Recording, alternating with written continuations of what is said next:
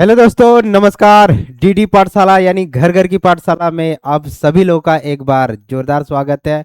कल technical issue होने के कारण कल लाइव क्लास नहीं हो पाई, लेकिन आज हम इस क्लास को कंप्लीट कर लेंगे, ठीक है ना। पिछले क्लास क्या बताया था, ये शाम 7 बजे लाइव होना था, नहीं हुआ।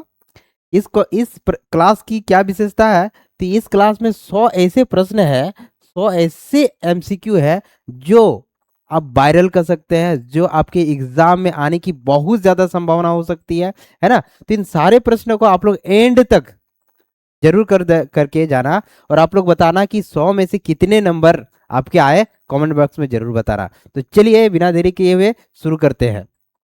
देखिए, पहला जो प्रश्न है आप लोगों के सामने, कौन सा प्रश्न है? फादर ऑफ मैक्रो इकोनॉमिक्स, समष्टि अर्थशास्त्र का पिता किसे कहा जाता है?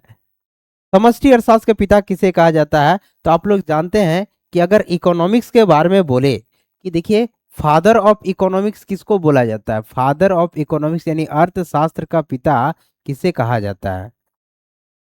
ठीक है, तो अब फादर ऑफ इकोनॉमिक्स के बारे में बोलेंगे तो कौन हो सकता है? Adam Smith. कौन होगा?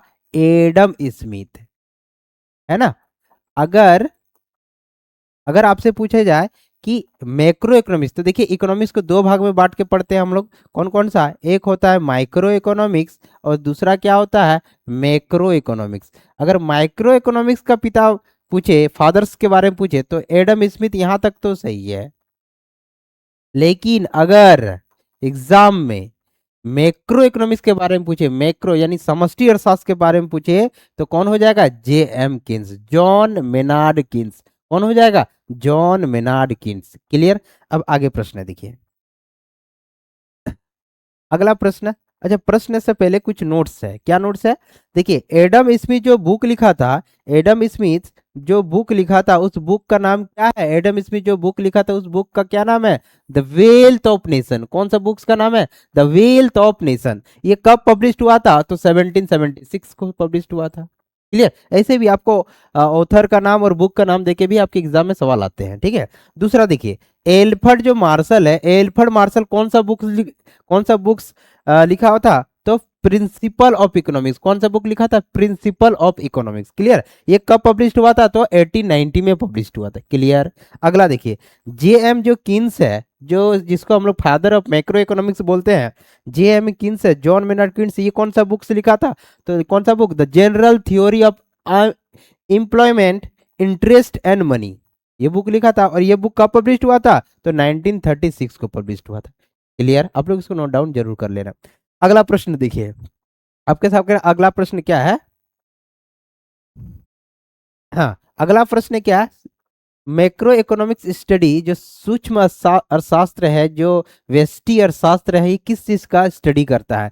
तो देखिए, व्यष्टि अर्थशास्त्र में क्या राष्ट्र आय का स्टडी करेगा? क्या राष्ट्र आय का स्टडी करेगा? क्या नेशनल इनकम का स्टडी करेगा? तो बिल्कुल नहीं करेगा, है ना। ये इन्फ्लेशन का स्टडी करेगा? क्या बिल्कुल नहीं करेगा। इकोनॉमिक ग्रोथ का स्टडी करेगा? क्या बिल्कुल नहीं करेगा। किसका करेगा? तो ऑप्शन में आपका सबसे बढ़िया आंसर कौन सा है? इंडिविजुअल यूनिट का, व्यक्तिगत इकाई का स्टडी करता है। क्लियर। अब आगे देखिए, अगला प्रश्न क्या है? हाँ, क्लियर। अगला प्रश्न क्या है कि डिमांड का क्या अर्थ होता है, मांग का क्या अर्थ होता है? तो देखिए, मांग का क्या अर्थ होगा? सिर्फ डिजायर ओनली, केवल इच्छा ही होती है मांग का? नहीं। डिजायर, एबिलिटी, विलनेस, इच्छा, क्षमता, तत्परता होती है? बिल्कुल होती है। क्या सिर्फ जरूरत, केवल आवश्यकता होने पर मांग हो सका? नहीं होगा। सप्लाई सिर्फ होगा? नहीं होगा। तो मांग का अर्थ क्या होता है? किसी भी व्यक्ति द्वारा निश्चित समय में निश्चित मात्रा को मांगने का क्या होना चाहिए? इच्छा होना चाहिए। वस्तु को पाने की इच्छा होना चाहिए, उसको पूरा करने का क्षमता होना चाहिए, और तत्परता होना चाहिए, विलिंगनेस होना चाहिए, तो जाके हम किसी गुड्स का डिमांड कर पाएंगे। तो ऑप्शन आपका क्या हो जाएगा? बी।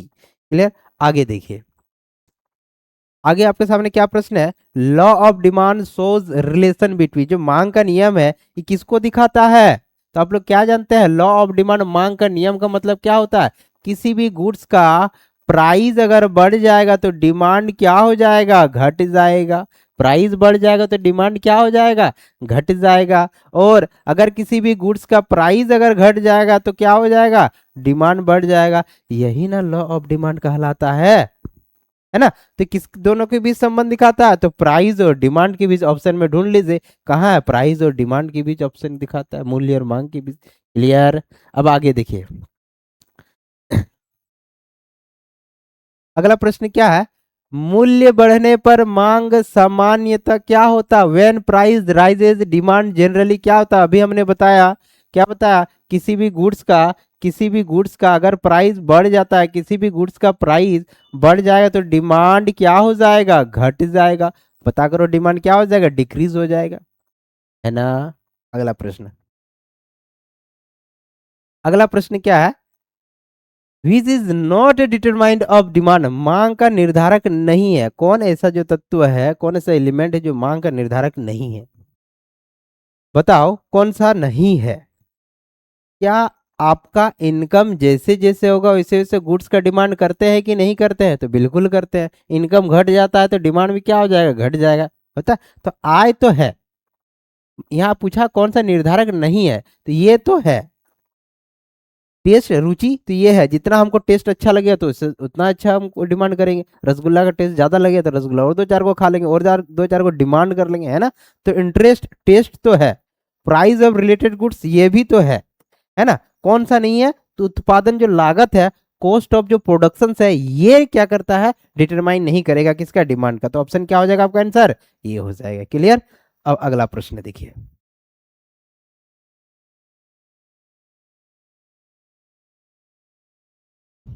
7 नंबर प्रश्न देखिए, एग्जाम्पल ऑफ सब्स्टिट्यूट गुड्स, प्रतिस्थापन वस्तुओं का उदाहरण है।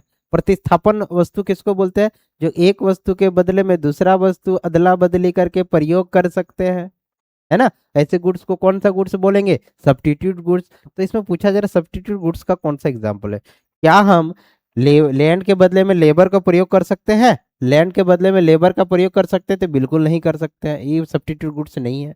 क्या कार के बदले में पेट्रोल का प्रयोग कर सकते हैं, बिल्कुल नहीं कर सकते, ये कॉम्प्लीमेंट्री गुड्स है।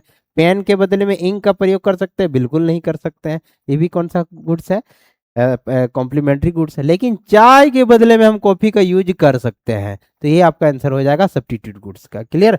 अब आगे देखिए, अगला क्या सवाल है, अगला आपका सवाल है कि पूरक वस्तु कॉम्प्लीमेंट्री गुड्स का कौन सा एग्जाम्पल होगा, तो देख लीजिए कौन सा होगा। इंफेरियर गुड्स होता है क्या, निम्न वस्तु होता है क्या, बिल्कुल नहीं होता। लग्जरी गुड्स होता है क्या, बिल्कुल नहीं होता है। यूज सेपरेट, अलग प्रयोग करके कर सकते हैं कि, बिल्कुल नहीं करते। यूज टुगेदर, ऐसा वस्तु जिसको हम लोग साथ साथ प्रयोग कर सकते हैं। फॉर एग्जाम्पल कार और पेट्रोल, क्या हो जाएगा, कार के बिना पेट्रोल के बिना क्या चलेगा गाड़ी, क्या नहीं, तो पेट्रोल और कार को साथ साथ यूज कर सकते हैं, ऐसा गुड्स को कौन सा गुड्स बोलेंगे, कॉम्प्लीमेंट्री गुड्स बोलेंगे। क्लियर। तो ये आपका आंसर हो जाएगा ए। अगला, अगला देखिए क्या है, अगला 9 नंबर क्या है कि law of diminishing marginal utility, सीमांत उपयोगिता ह्रास नियम संबंधित है। सीमांत उपयोगिता ह्रास नियम किससे संबंधित है, क्या सप्लाई से संबंधित है, बिल्कुल नहीं है।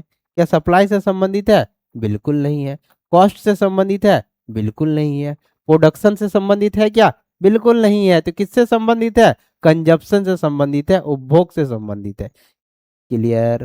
अगला प्रश्न देखिए,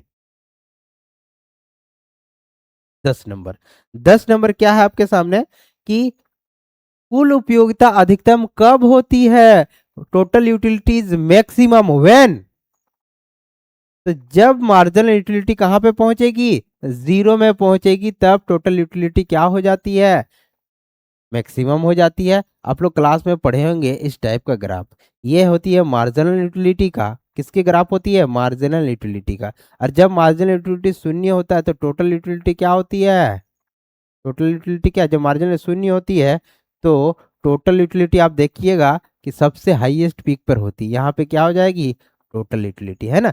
तो जब मार्जिनल यूटिलिटी जीरो होती है तो टोटल यूटिलिटी कहाँ हो जाएगी, मैक्सिमम हो जाएगी। क्लियर। आगे देखिए, हाँ, पूर्ति का अर्थ क्या होता है, सप्लाई मीन्स, सप्लाई का मीन्स क्या होता है, तो देखिए स्टॉक अवेलेबल होता है क्या, देखिए अब इधर से देखिए, सप्लाई का मतलब होता है क्या, मांग, बिल्कुल नहीं होता है। सप्लाई का मतलब होता है क्या, प्रोडक्शन, बिल्कुल नहीं होता है। क्या मतलब होता है, स्टॉक होता है कि, स्टॉक अवेलेबल, बिल्कुल नहीं होता। तो कौन सा आंसर हो जाएगा, सप्लाई का मतलब होता है क्वांटिटी, ऑफर्स फॉर सेल, बिक्री हेतु प्रस्तुत मात्रा को क्या कहते हैं, बिक्री हेतु प्रस्तुत मात्रा को क्या कहते हैं, सप्लाई। एक निश्चित समय में जितना मात्रा हम बेचने के लिए तैयार होते हैं उस क्वांटिटी को ही हम लोग क्या कहते हैं, सप्लाई कहते हैं। क्लियर। अगला सवाल 11 हो गया, 11 नंबर हो गया। अब देखिए 12 नंबर सवाल। 12 नंबर सवाल में क्या पूछा जा रहा है, पूर्ति का नियम संबंध है, law of supply shows relationship between, पूर्ति का किससे संबंधित है। तो आप लोग क्या जानते हैं, लॉ ऑफ सप्लाई का मतलब क्या जानते हैं कि देखो भाई, किसी गुड्स का प्राइस अगर बढ़ जाएगा ना तो दुकानदार ज्यादा से ज्यादा क्या करेगा, सप्लाई करेगा। अगर किसी गुड्स का प्राइस घट जाएगा ना तो दुकानदार लॉस होएगा, तो लॉस होएगा तो बेचेगा क्या, नहीं करेगा, सप्लाई घटा देगा। तो पूर्ति का नंबर संबंध किससे है, तो प्राइस और सप्लाई से। कहाँ ऑप्शन में है, देखिए प्राइस और डिमांड बिल्कुल नहीं, कॉस्ट और सप्लाई बिल्कुल नहीं, इनकम एंड सप्लाई कौन सा हो जाएगा, प्राइस एंड सप्लाई। क्लियर। आगे देखिए 12 नंबर, 12 नंबर हो गया। अब 13 नंबर देखिए, पूछा जा रहा है 13 नंबर में क्या पूछा जा रहा है, बाजार संतुलन होता है, बाजार संतुलन, मार्केट इक्विलिब्रियम ओकर व्हेन, बाजार संतुलन कब होगा, जब मार्केट में डिमांड और सप्लाई क्या हो जाएगा, इक्वल हो जाएगा, मांग और पूर्ति इक्वल हो जाएगा, तो अब क्या हो जाएगा, बाजार संतुलन हो जाता है। मजा आ रहा है, बिल्कुल आएगा। और भी मजेदार मजेदार सवाल है, आगे देखिए क्या सवाल है, मांग की जो लोच है मापती है, मांग की जो लोच है वो मापती है, क्या नापती है, elasticity of demand major.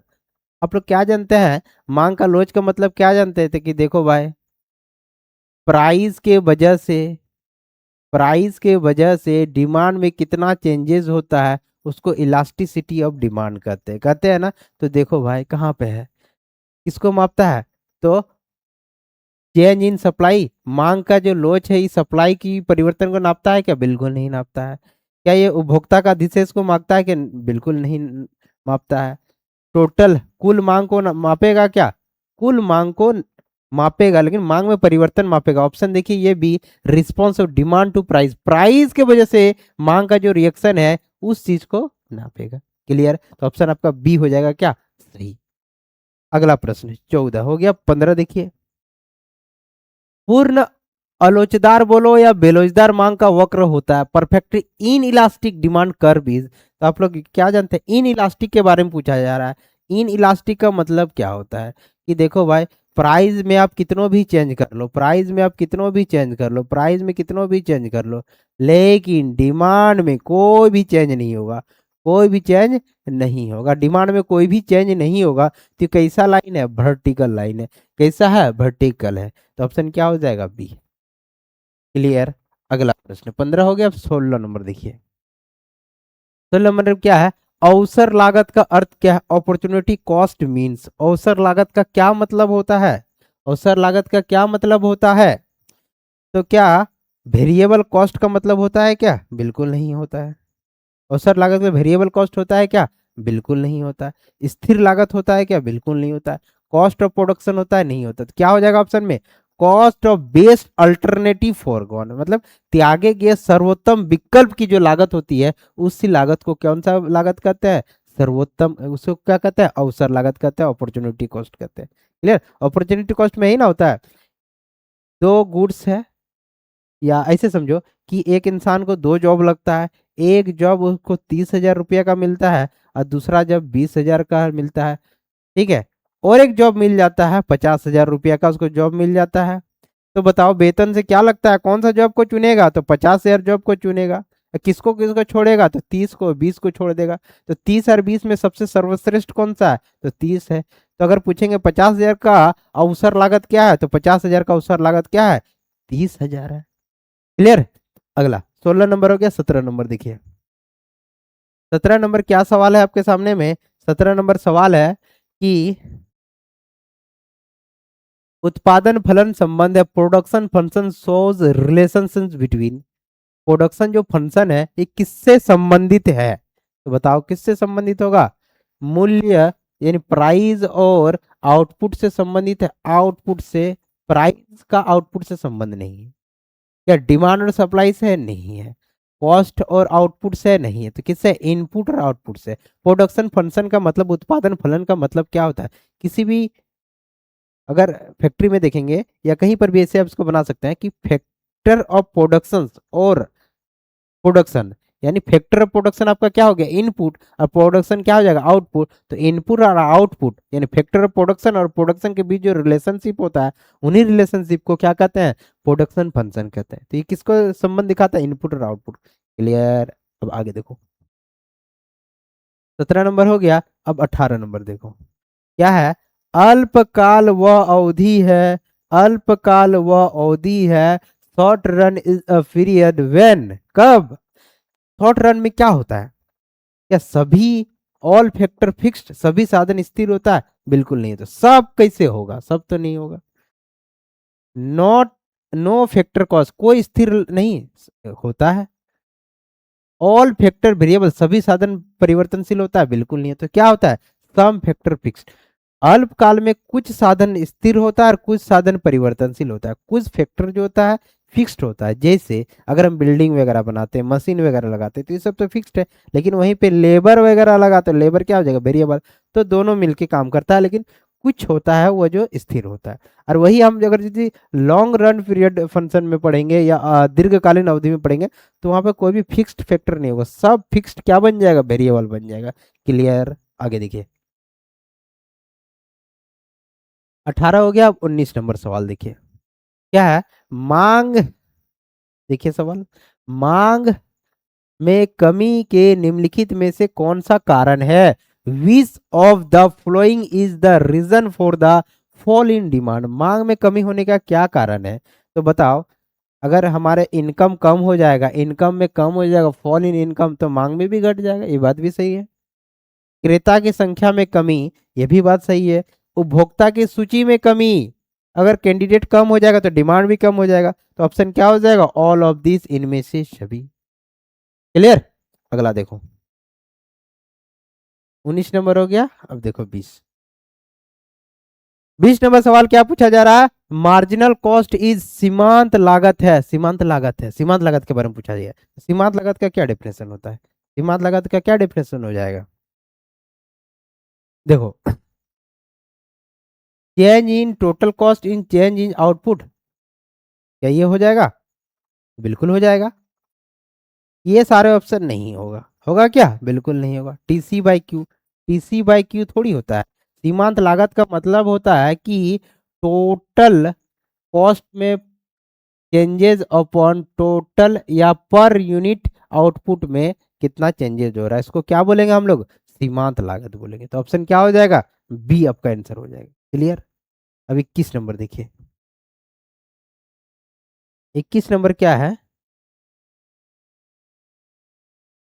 21 number में क्या है, स्थिर लागत स्थिर रहती, स्थिर लागत कब स्थिर रहेगा, दीर्घ सिक्योर, क्या सेक्युलर पीरियड में बिल्कुल नहीं रहेगा, वेरी लॉन्ग रन में ये भी नहीं होगा, लॉन्ग रन में ये भी नहीं होगा, कब होता है, शॉर्ट रन में स्थिर लागत स्थिर रहता है।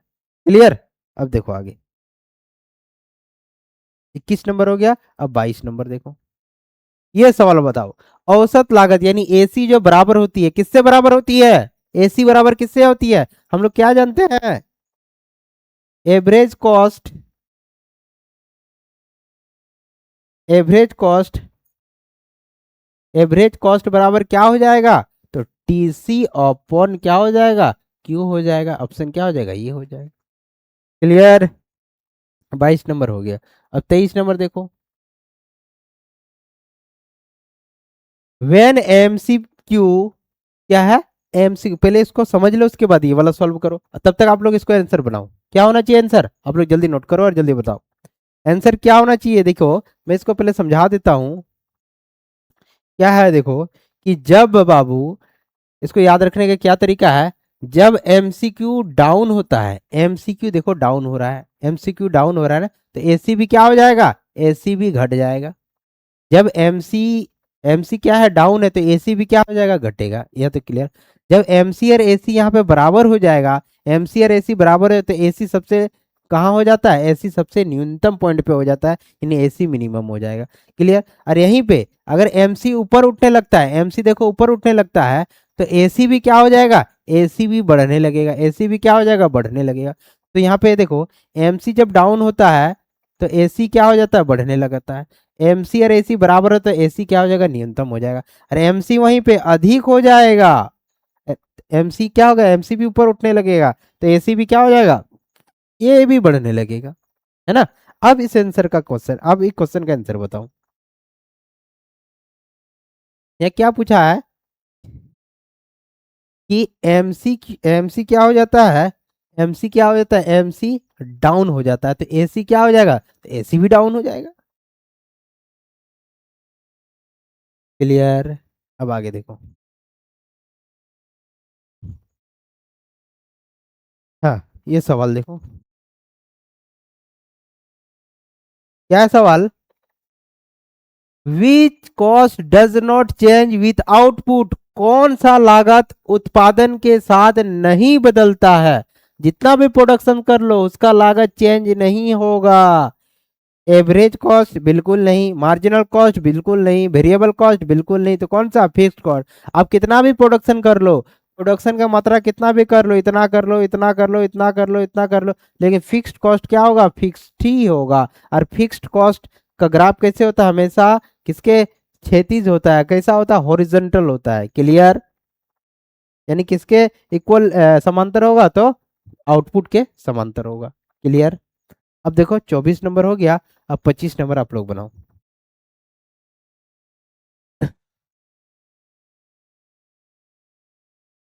25 नंबर सवाल क्या है कि जो परफेक्ट कंपटीशन है, यानी पूर्ण प्रतियोगिता में होता है, पूर्ण प्रतियोगिता में क्या होगा, तो देखो पूर्ण प्रतियोगिता में कुछ विक्रेता बिल्कुल नहीं, एक विक्रेता बिल्कुल नहीं, एक क्रेता बिल्कुल नहीं, एक विक्रेता बिल्कुल नहीं, यानी वन सेलर बिल्कुल नहीं, तो क्या होना चाहिए, अनेक क्रेता और विक्रेता, लार्ज नंबर ऑफ बायर और सेलर हो जाएगा। किसमें हो जाएगा, लार्ज। पूर्ण प्रतियोगिता मार्केट में क्या होता है, बेचने वाला भी अधिक और खरीदने वाला भी अधिक। क्लियर। अभी हम लोग 25 प्रश्न पर पहुंच गए हैं। बिल्कुल दिल को थामे रखना, जोश को हाई रखना, क्योंकि 100 नंबर यानी 100 प्रश्न करेंगे, ठीक है ना।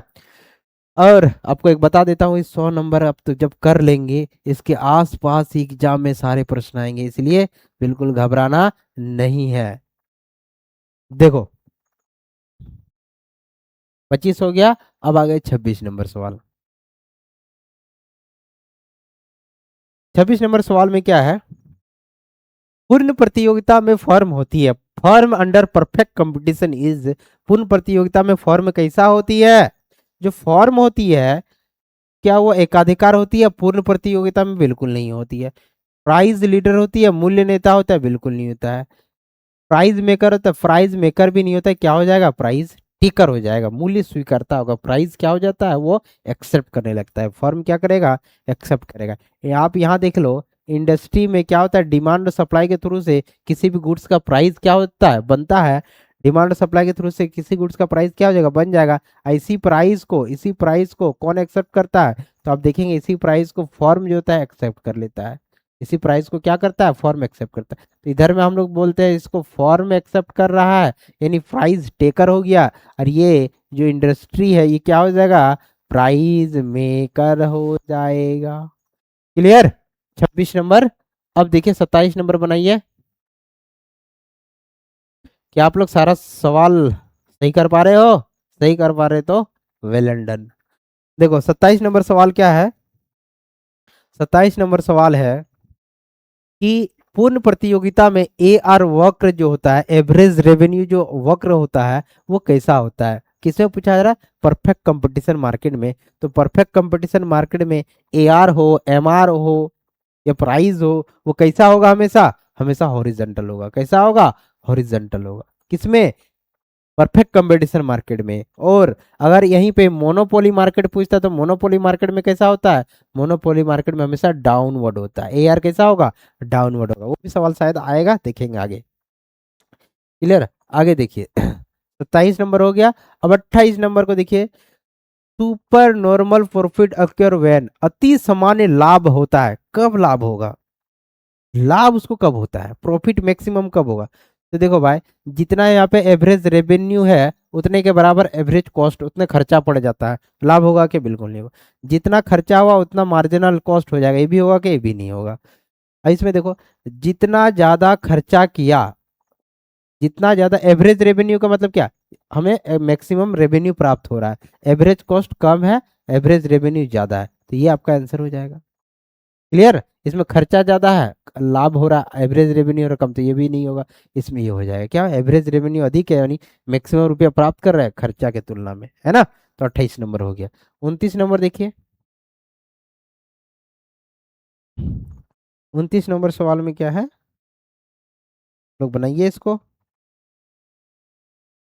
29 नंबर सवाल है कि ब्रेक इवन पॉइंट सम बिंदु या सम विच्छेद बिंदु होता है, कब होता है सम विच्छेद बिंदु, जब, कब हो जाएगा, जब ए आर और ए सी यानी एवरेज रेवेन्यू और एवरेज कॉस्ट क्या हो जाएगा, बराबर हो जाएगा, तब क्या हो जाता है, सम विच्छेद बिंदु हो जाता है, ब्रेक इवेंट पॉइंट हो जाता है।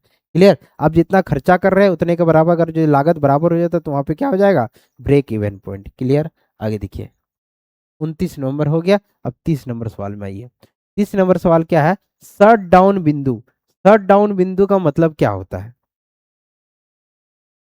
देखो शट डाउन बिंदु, आप इतना खर्चा, इतना मिनिमम तक आप खर्च कर दे रहे हो, यानी देखो जो आपका जो एवरेज वेरिएबल जो कॉस्ट है इतना मिनिमम हो जाना चाहिए कि अगर उसके बाद करेंगे तो हमको दुकान बंद करना पड़ेगा, उससे नीचे नहीं होना चाहिए।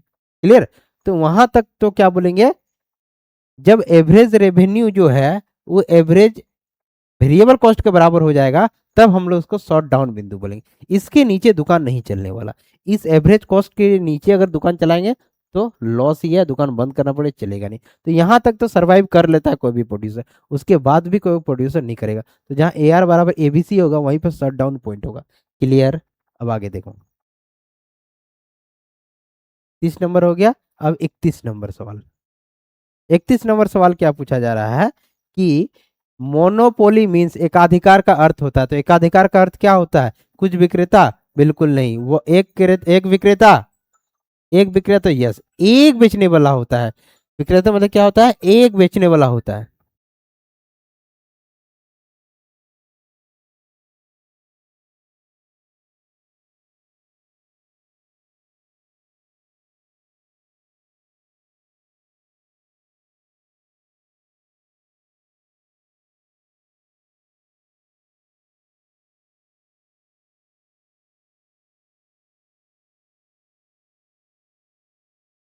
हेलो दोस्तों, कहीं गए नहीं है, टेक्निकल इशू, ठीक है। तो चलो इसको बनाते हैं। 31 नंबर में क्या हो जाएगा, बेचने वाला एक, खरीदने वाला बहुत हो जाएगा, उसको हम लोग क्या बोलेंगे, मोनोपोली मार्केट। क्लियर।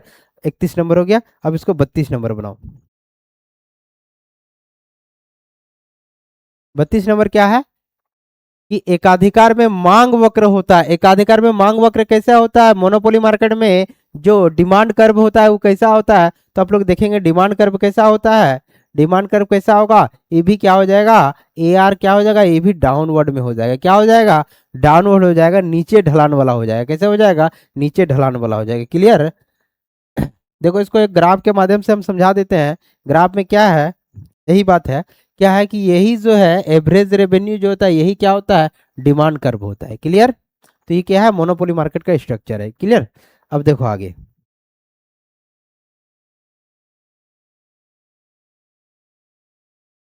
क्या है 33 नंबर सवाल, 33 ही है। 33 नंबर सवाल क्या है, differentiate product are found in, विभिन्न प्रकार के उत्पाद जो ब्रांडेड ब्रांडेड जो गुड्स है वो कौन सा मार्केट में मिलेगा, तो आपको पता चलेगा कि जो डिफ्रेंशिएट गुड्स है वो आपको पूर्ण प्रतियोगिता मिलेगा, तो पूर्ण प्रतियोगिता में नहीं मिलेगा। एकाधिकार में मिलेगा, मोनोपोली में मिलेगा, नहीं मिलेगा, डुओपोली में मिलेगा, नहीं मिलेगा, किस में मिलेगा, मोनोपोलिस्टिक कंपटीशन में। एकाधिकार जो प्रतियोगिता जो मार्केट होती है उस मार्केट में क्या होता है, डिफ्रेंशिएट प्रोडक्ट एंड पाया जाता है। क्लियर ना। तो 33 का क्या हो जाएगा, आपका आंसर नंबर सी हो जाएगा। अगला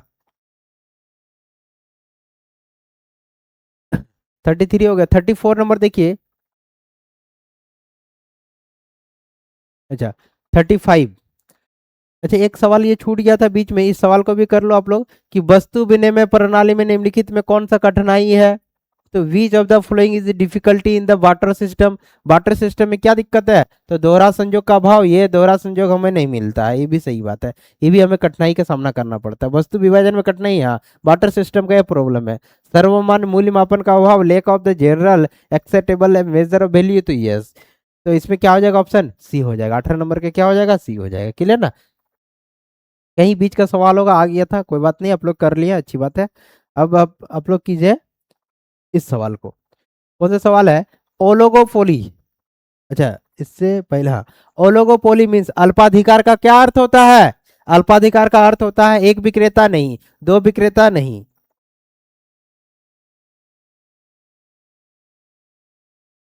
हाँ, एक विक्रेता बिल्कुल नहीं होगा। क्या दो विक्रेता का नहीं होगा? क्या हो जाएगा? कुछ विक्रेता को क्या बोलेंगे? अल्पाधिकार मार्केट बोलेंगे। क्लियर? आगे देखो, अगला अगला सवाल करो। अगला सवाल क्या है? उपयोगिता का निम्न में कौन सी विशेषता है? Which of the following are characteristics of utility. Utility का कौन सा करेक्टरिस्टिक्स है? तो देखिए, यूटिलिटी, ये सवाल पूछा गया भी है आपके एग्जाम में, ठीक है।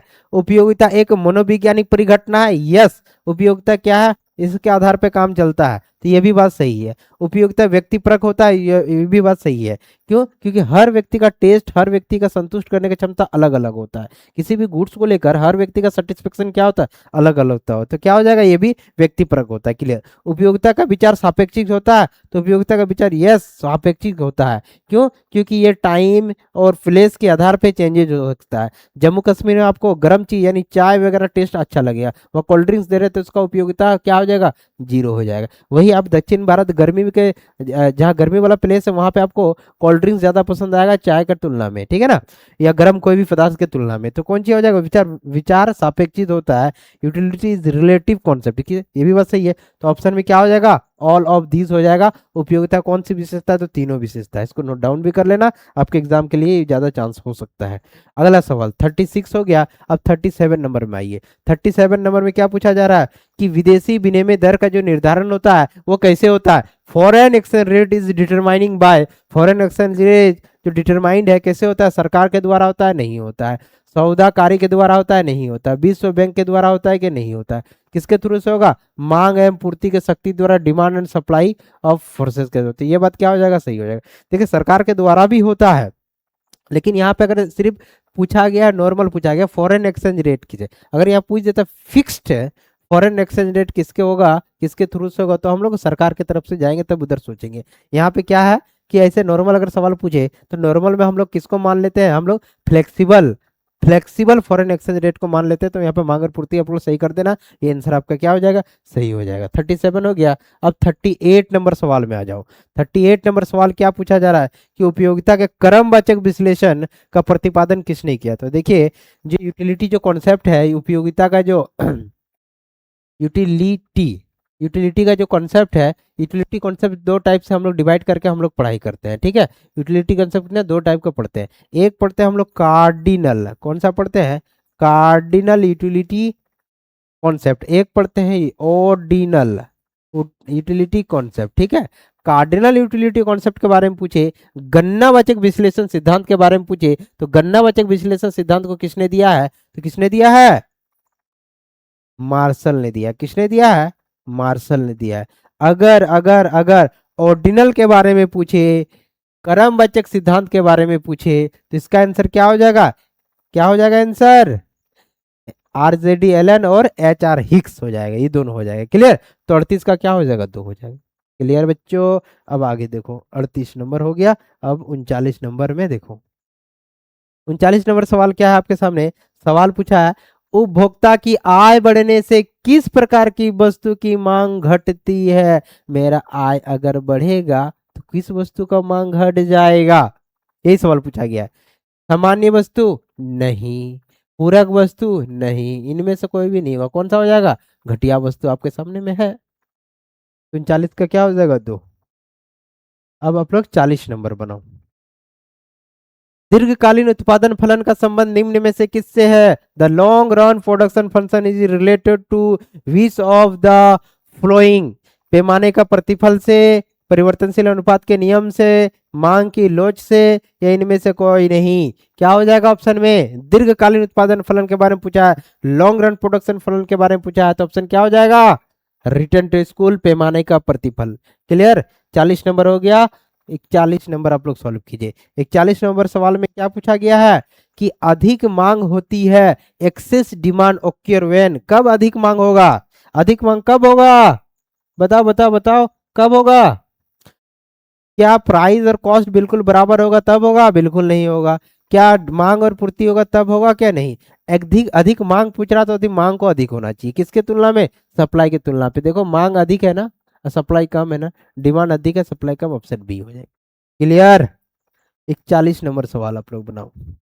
ये हो गया भाई, 42 बनाओ। 42 में क्या पूछा जा रहा है? अधिक पूर्ति पूछा जा रहा है, एक्सेस सप्लाई पूछा जा रहा है। कब होगा एक्सेस सप्लाई? क्या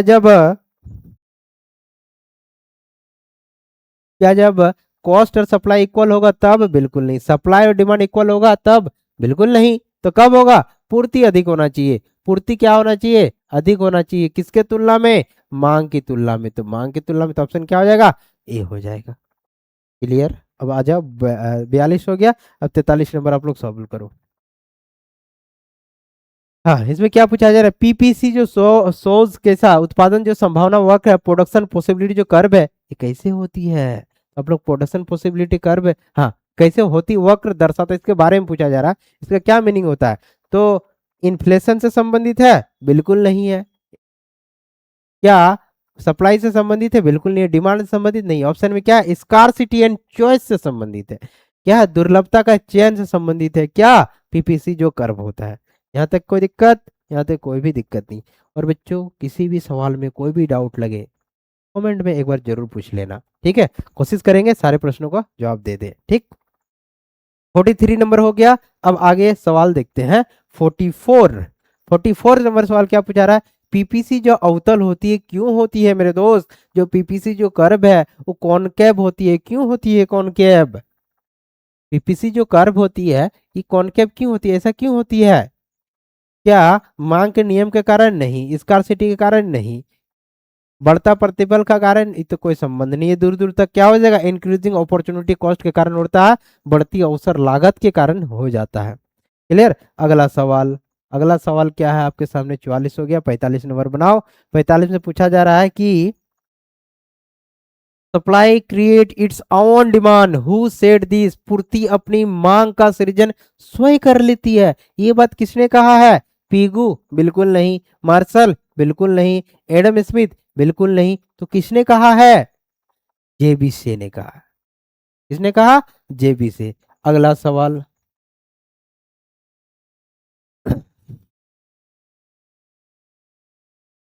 46 नंबर सवाल क्या पूछा है? उदासीनता जो वक्र होता है, इंडिफरेंस कर्व होता है, क्या दिखाता है? कॉस्ट कॉम्बिनेशंस को, यूटिलिटी कॉम्बिनेशंस को, आउटपुट कॉम्बिनेशन को, या इनकम कॉम्बिनेशन को? किसको दिखाएगा? क्या? Indifference curve. इनकम कॉम्बिनेशन नहीं। आउटपुट? बिल्कुल नहीं। Cost combination? बिल्कुल नहीं। क्या हो जाएगा? यूटिलिटी कॉम्बिनेशन, उपयोगिता संयोजन को दिखाएगा। कौन? उदासीनता वक्र। 46 हो गया। अब 47 नंबर सवाल आ जाओ। 47 नंबर सवाल क्या पूछा जा रहा है? उदासीनता वक्र नीचे ढलान वाला होता है, क्यों होता है नीचे ढलान वाला होता है? उदासीनता वक्र क्यों होता है नीचे ढलान वाला? आय प्रभाव के कारण? नहीं। प्रतिस्थापन प्रभाव के कारण? नहीं। लॉ ऑफ डिमांड के कारण? नहीं। किसके कारण? डिमिनिशिंग मार्जिनल यूटिलिटी के कारण, घटती सीमांत उपयोगिता के कारण। क्या हो जाएगा? डाउनवर्ड स्लोपिंग हो जाएगा। क्लियर। 47। 48 आ जाओ। 48 में सवाल में क्या पूछा है? बजट रेखा दर्शाती है, जो बजट लाइन है वो क्या दिखाती है? प्राइस ओनली केवल मूल्य को दिखाती है, इनकम ओनली केवल आय को दिखाती है, प्राइस एंड इनकम मूल्य और आय को दिखाती है, या यूटिलिटी उपयोगिता को दिखाती है? किसको दिखाती है? यूटिलिटी को दिखाएगी क्या? नहीं।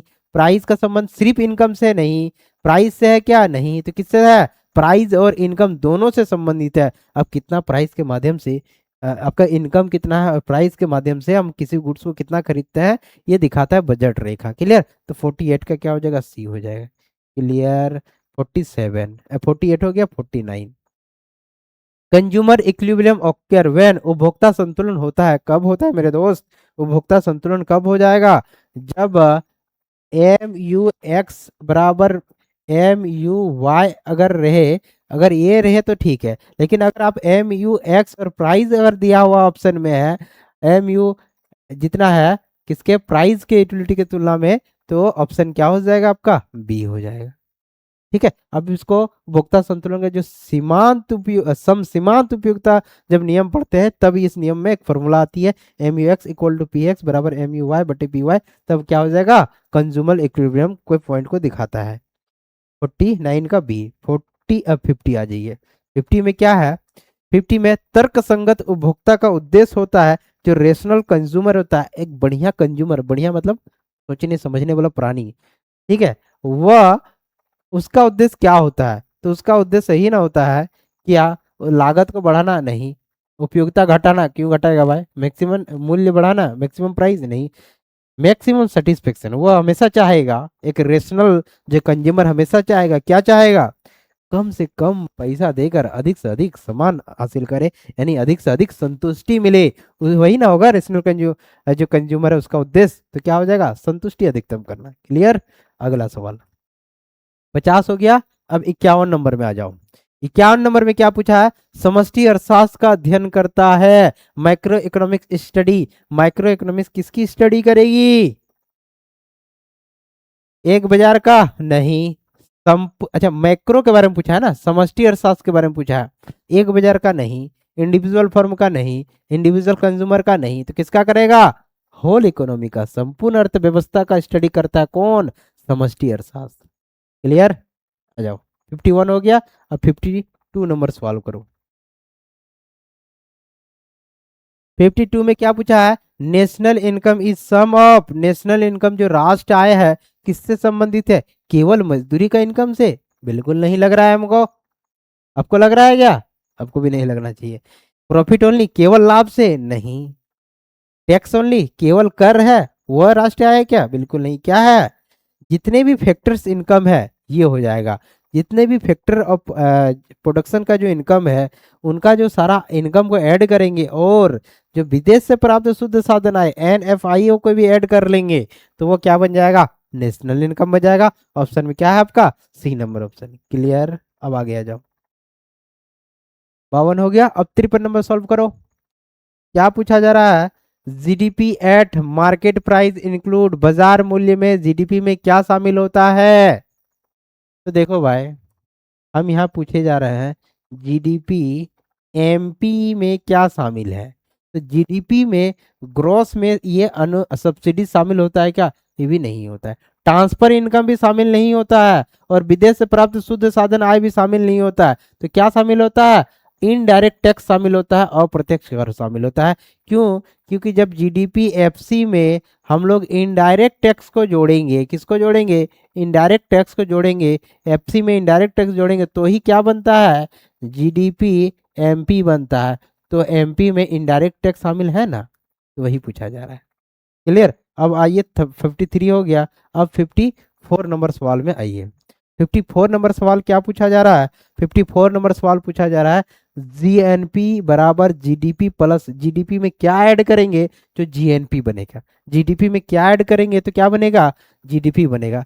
तो बताओ, जीडीपी में डिप्रिसिएशन को ऐड करेंगे, डिप्रिसिएशन को ऐड करेंगे तो क्या बनेगा, बिल्कुल नहीं बनेगा, तो संबंध ही नहीं बनता है। इनडायरेक्ट टैक्स को ऐड करेंगे तो बनेगा, बिल्कुल नहीं बनेगा। सब्सिडी करेंगे, नहीं, क्या बनेगा, NFIA। जीडीपी में कभी भी, जीडीपी में NFIA, net factor income from abroad, अगर शामिल कर लेते हैं तो ये जो डोमेस्टिक है ना, ये डोमेस्टिक किस में चेंज हो जाएगा, जीएनपी में हो जाएगा, किस में हो जाएगा, जीएनपी में हो जाएगा, ग्रॉस नेशनल प्रोडक्ट हो जाएगा। ग्रॉस डोमेस्टिक प्रोडक्ट में NFIA को जोड़ेंगे तो क्या बन जाएगा, ग्रॉस नेशनल प्रोडक्ट हो जाएगा। क्लियर, अब आगे आ जाओ। 54 हो गया, 55 में आ जाओ। 55 में क्या है, 55 में क्या सवाल है, which is a transfer payment, कौन सा अंतरण भुगतान है, ये ट्रांसफर है क्या, ये भी नहीं है। सैलरी नहीं है, रेंट है नहीं, तो पेंशन हो गया, कोई गिफ्ट हो गया, कोई ग्रांट्स हो जाएगा, वो मेरा ट्रांसफर पेमेंट में आ जाता है। क्लियर, तो 55 का क्या हो जाएगा, सी हो जाएगा। अब आ जाओ 56 नंबर सवाल क्या है, डिप्रिसिएशन इज ऑलवेज कॉल्ड, मूल्यह्रास को कहा जाता है, मूल्यह्रास क्या कहा जाता है, आप लोगों को क्लास में हम बताते हैं मूल्यह्रास का मतलब क्या, कि अगर हम कोई चीज प्रोडक्शन कर रहे हैं तो मशीन्स वगैरह आती है, बिल्डिंग्स वगैरह आती है, कोई भी जो कैपिटल गुड्स है उन कैपिटल गुड्स का क्या हो जाएगा, घिसते रहना, टूट फूट जाना, चेंजेज हो जाना। और भी कैसा कैपिटल, जो फिक्स्ड कैपिटल होती है उसका टूट फूट जाता है, उसके लिए जो खर्च आता है उसी को हम लोग बोलते हैं मूल्यह्रास। तो मूल्यह्रास किससे संबंधित है, कंजप्शन ऑफ फिक्स्ड कैपिटल से, स्थिर पूंजी का उपभोग से संबंधित है क्या, डिप्रिसिएशन, मूल्यह्रास। क्लियर। अब आगे आ जाओ 57 नंबर। 57 नंबर सवाल में क्या पूछा जा रहा है, net national income NNI equal किसके बराबर होती है, शुद्ध राष्ट्रीय बराबर किसके बराबर, देखो जीएनपी में अगर डिप्रिसिएशन को घटाते हैं, जीएनपी में अगर डिप्रिसिएशन को घटाएंगे ना तो बन जाएगा NNP। ठीक। और देख लेते हैं और भी मैच करता है, जीडीपी में अगर इनडायरेक्ट टैक्स को घटाएंगे, अगर यहाँ पर एमपी है और रहेगा, तो जीडीपी क्या हो जाएगा, एफसी में बदल जाएगा। जीडीपी में अगर सब्सिडी करते हैं, सब्सिडी अगर करते हैं हाँ, अगर मान लो सब्सिडी करते तो इसका भी एनएनपी से कोई ताल्लुक नहीं है। जीएनपी में अगर एनएफआई को जोड़ देंगे तो ऑलरेडी यहाँ पे जुड़ा हुआ है, एनएफआई इसमें जुड़ा होता है, ये भी इक्वेशन नहीं बनेगा। अगर जीडीपी में डिप्रिसिएशन, अच्छा अच्छा अच्छा, हाँ, डिप्रिसिएशन को घटाएंगे तो जी किस में बदल जाएगा, एन में बदल जाएगा, तो एनएनपी हो जाएगा। तो यही तो पूछा है ना, राष्ट्र है एनएनआई को ही क्या बोलते हैं, एनएनपी बोलते हैं। तो ऑप्शन क्या हो जाएगा, ऑप्शन ए हो जाएगा, 57 का ए हो जाएगा। अब आ जाओ आप लोग 57 हो गया ना, 58 नंबर सॉल्व करो। Which is not include in national income, राष्ट्र आय में शामिल नहीं है, पूछा जा रहा है, ध्यान से बनाओ, नहीं है, राष्ट्र आय में क्या शामिल नहीं है। तो इंटरेस्ट शामिल है क्या, इंटरेस्ट शामिल नहीं है, रेंट नहीं है। अच्छा, राष्ट्र आय में ये सारा शामिल है, क्या है, इंटरेस्ट भी शामिल है, रेंट भी शामिल है, वेजेज भी शामिल है, लेकिन कौन सा शामिल नहीं है पूछा, तो काला धन शामिल नहीं होता है राष्ट्रीय इनकम में। क्लियर। तो 58 का ए हो जाएगा। अब आप लोग 59 सॉल्व करो। 59 में क्या पूछा जा रहा है, हाँ, आय का जो परिपत्र है, आय का जो चक्र प्रवाह है, सर्कुलर फ्लो ऑफ इनकम है, क्या बताता है, क्या बताएगा, बजट डिफिसिट को बिल्कुल नहीं, इकोनॉमिक ग्रोथ को बिल्कुल नहीं, इन्फ्लेशन को बिल्कुल नहीं, तो क्या बताएगा, हमेशा क्या बताएगा, flow of income and goods को बताएगा। क्या बताएगा, flow of income and goods को बताएगा। क्लियर। हम लोग 59 नंबर सवाल पे पहुंच गए हैं दोस्तों। ठीक है, आप लोग तैयार हो ना, मजबूत हो ना, ढंग से सारा प्रश्न को करो, कोई भी दिक्कत हो कमेंट में जरूर करना। 59 सवाल का बी हो जाएगा। अब आ जाओ 59 हो गया, अब हम लोग 60 कर लेते हैं। 60 में क्या पूछा है, द्वि क्षेत्रीय अर्थव्यवस्था में होते हैं, two sector economy consist of, two sector पूछा जा रहा है। तो टू सेक्टर में हमेशा क्या होता है, एक साइड में क्या हो जाएगा, हाउस होल्ड हो जाएगा, और एक साइड में क्या हो जाएगा, फॉर्म हो जाएगा या प्रोड्यूसर सेक्टर हो जाएगा। इन दोनों के बीच जो संबंध होता है, इन संबंध को क्या बोलेंगे हम लोग, टू सेक्टर मॉडल में रखेंगे। तो यही पूछा जा रहा है, द्वि क्षेत्रीय अर्थव्यवस्था में क्या शामिल होता है, तो हाउस होल्ड और फॉर्म हो जाएगा, ऑप्शन नंबर ए हो जाएगा, 60 का ए हो जाएगा। क्लियर। अब आगे आ जाओ, अगला सवाल क्या पूछा जा रहा है, उपभोग फलन संबंध है। उपभोग फलन जो होता है किससे संबंधित होता है, कंजम्पशन फंक्शन किससे संबंधित होगा, तो पहली बात, कंजम्पशन फंक्शन में जहाँ कंजम्पशन है उससे तो संबंधित होगा ही, कंजम्पशन उससे संबंधित होगा, बाकी किसी में क्या, वैसे भी आंसर काट सकते हैं। तो हमेशा क्या होगा, कंजम्पशन और इनकम के बीच जो संबंध दिखाता है उसको हम लोग बोलेंगे कंजम्पशन फंक्शन, उपभोग फलन। क्लियर। 61 हो गया। अब आ जाओ 61 हो गया, अब आ जाओ 62 में। 62 नंबर सवाल सॉल्व करो। इन अ सी इक्वल टू, क्या पूछा जा रहा है, C equal to A plus B Y, ये तो इसमें पूछा जा रहा है ए जो है ये क्या दर्शाता है, ए का मतलब क्या है, तो ए का मतलब एमपीएस है क्या, नहीं है। ए इंड्यूसेस कंजप्शन, प्रेरित उपभोग, क्या ये भी नहीं है, सेविंग भी तो नहीं है, तो क्या है, ऑटोनोमस कंजप्शन। ए का मतलब क्या होता है, स्वायत्त उपभोग को दर्शाता है। क्लियर। और बी क्या दिखाएगा, बी आपका इंडिसेस को दिखाएगा, प्रेरित उपभोग को दिखाएगा। कोई दिक्कत नहीं, दिक्कत होना चाहिए। आगे 62 नंबर हो गया। 63 नंबर सॉल्व करो। 63 नंबर में सवाल में क्या है, एमपीसी स्टैंड, एमपीसी का जो अर्थ है ये क्या है, एमपीसी का मतलब, एमपीसी देखो, मार्जिनल क्या दिखाएगा, प्रोपोर्शन टू टू कंज्यूम, कहीं पे लिखा हुआ है, देखो तो, marginal propensity to consume, option क्या हो जाएगा, बी। फुल फॉर्म के बारे में पूछा है। 63 हो गया। 68 नंबर सॉल्व करो। 63, 64 नंबर सॉल्व करो। Value of MPC lies between, MPC का जो मान है वो कहां से कहां के बीच दिखाएगा, तो हमेशा दिखाएगा एमपीसी, एमपीसी का मतलब फॉर्मूला क्या होता है, तो देखिए marginal propensity to consume equal to क्या हो जाएगा, del C upon del Y हो जाएगा ना। तो किसके भी संबंध, हाँ इसका जब वैल्यू निकालेंगे तो वैल्यू हमेशा क्या हो जाएगा, 0 और 1 के बीच, किसके बीच दिखाएगा, 0 और 1 के बीच दिखाएगा हमेशा। क्लियर। 64 हो गया। 65 नंबर सवाल क्या है, बचत की परिभाषा है, saving is defined as, saving जो है किससे संबंधित है, तो देखो भाई सेविंग, सेविंग के बारे में पूछ रहा है, तो सेविंग कब होगा, बचत कब करेंगे, तो मेरा जितना इनकम है उतना खर्चा कर दो, मेरा जितना इनकम है उसमें से कुछ जो खर्चा होगा खर्चा कर लो, जो बच जाएगा वही सेविंग होगा, होगा ना। तो जो मेरा इनकम है उस इनकम में, अच्छा जो मेरा इनकम है, जो मेरा इनकम है उस इनकम में क्या करेंगे हम लोग, कंजप्शन कर लेंगे, आय में उपभोग को घटा देंगे, जो बचेगा इनकम में जो खर्चा कर देंगे, जो बचेगा वही ना सेविंग होगा। तो ऑप्शन क्या हो जाएगा, ए हो जाएगा। क्लियर। कितना हो गया, 64 हो गया। 66 देखिए, 66 में क्या है कि APC average propensity to save can be, औसत बचत प्रवृत्ति हो सकती है। देखो जहां पे औसत रहेगा ना मेरे दोस्त, क्या रहेगा, औसत के बारे में पूछा जा रहा है, औसत प्रोपेंसिटी टू सेव क्या होता है, तो सेविंग अपॉन वाई इनकम। तो हमेशा ये क्या होगा, हमेशा ये हमेशा एक से अधिक होगा, कोई जरूरी नहीं है, शून्य ऋणात्मक ये तो कभी होता ही नहीं, केवल ऋणात्मक नहीं, तो हमेशा क्या होगा, पॉजिटिव होगा, केवल धनात्मक होगा। क्लियर। और जहाँ पे वैसे भी एवरेज होता है, एवरेज तो कभी भी नेगेटिव है, तो होगा नहीं ना, कभी नहीं होगा, जीरो भी कभी नहीं होगा। 66 हो गया। अब सॉल्व कीजिए आप लोग। 70, 67, 67 में क्या है, निवेश गुणांक होता है।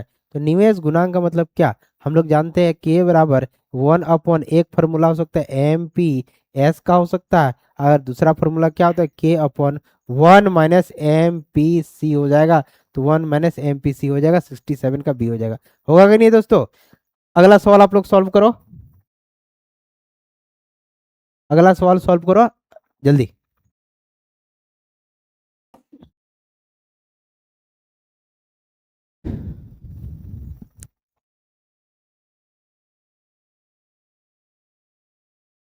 क्या है, फॉर्म का संतुलन की पहली शर्त क्या होती है, तो पहली शर्त क्या होगा, सीमांत लागत बराबर सीमांत आय के बराबर, marginal cost equal to marginal revenue के बराबर, सीमांत आय बराबर कुल आय के बराबर, marginal revenue equal to total revenue के बराबर, या औसत लागत बराबर औसत आय के बराबर, एवरेज कॉस्ट बराबर एवरेज रेवेन्यू के बराबर। क्या आंसर होना चाहिए, तो आप लोग जानते हैं, क्या जानते हैं कि जो फॉर्म का जो संतुलन का जो पहली शर्त होता है, एम आर बराबर हमेशा क्या होना चाहिए, पहला शर्त है एम आर बराबर एम सी होना चाहिए, और दूसरा कंडीशन क्या है कि एम आर जो होता है एमसी को क्या करता है, नीचे से काटता है, ये दूसरा शर्त, ये क्या हो जाएगा, पहला शर्त है। एम आर बराबर एमसी क्या हो जाएगा, कहां पर है देखिए, तो एमसी बराबर एम आर जहां पे वहीं पे होगा, क्या होगा, पहला शर्त होगा, 68 का ए हो जाएगा। क्लियर। अब आगे आप लोग सॉल्व करो 69 नंबर सवाल। 69 नंबर सवाल में क्या पूछा जा रहा है, पूर्ण रोजगार का अर्थ होता है, पूर्ण रोजगार का क्या अर्थ होगा, मौसमी बेरोजगारी नहीं, स्ट्रक्चरल एम्प्लॉयमेंट संरचनात्मक बेरोजगारी नहीं, चक्र बेरोजगारी नहीं, जहां पर कोई भी बेरोजगार नहीं है इसका मतलब पूर्ण रोजगार है, तो ऑप्शन क्या हो जाएगा, ए। ठीक है, 69 हो गया। अब आप लोग 70 नंबर सॉल्व करो, 70 नंबर सॉल्व करो। 70 में क्या पूछा जा रहा है,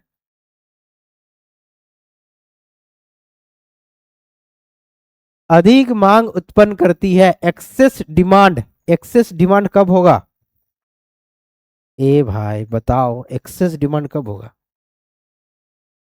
तो देखो जब किसी गुड्स का डिमांड ना बढ़ जाता है, किसी भी गुड्स का डिमांड बढ़ जाता है, तो अपने आप उसका प्राइस भी क्या हो जाएगा, बढ़ जाएगा। इसके प्राइस क्या हो जाएगा, बढ़ जाएगा। प्राइस बढ़ना को ही क्या कहता है, क्या कहा जाता है, महंगाई।